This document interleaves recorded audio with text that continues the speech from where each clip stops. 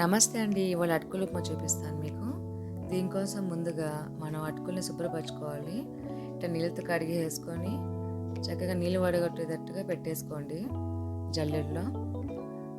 తర్వాత ఒక ప్యాన్ తీసుకొని 1 టేబుల్ స్పూన్ ఆయిల్ సరిపోతుందండి ఈ ఉప్మాకి. ఇవి వేడయ్యాక ఈ సన్నగా కట్ చేసి పెట్టుకున్న ఉల్లగడ్డని వేసుకోవాలి. తర్వాత క్యారెట్ ముక్కలు, ఈ రెండు సిమ్లో బాగా వేగనియండి. ఒక 6-7 నిమిషాలు పడుతుందండి.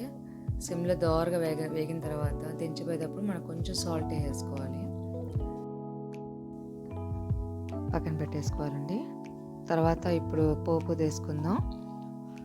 ఇవి పచ్చనిపప్పు, మినుములు, ఆవాలు, జీలకర్ర వేసిన తర్వాత పల్లీలు కూడా వేసుకోవాలండి. కొంచెం సిమ్లో వేగనియాలి.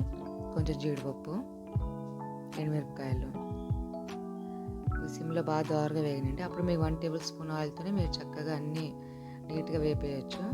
ఇవి వేగిన తర్వాత కరివేపాకు వేసుకొని పచ్చిమిరపకాయలు వేసుకుందాం. తర్వాత ఉల్లిపాయ సగం వేసుకోండి, సగం ఉంచుకోండి లాస్ట్లో. తర్వాత టమాటాలు, చిన్న టమాటా సరిపోతుందండి దీనికి. ఇవన్నీ లైట్గా ఒక 2-3 మినిట్స్ అట్లా వేగనేయాలి. కొంచెం పచ్చిగానే ఉంటేనే బాగుంటుంది ఇది.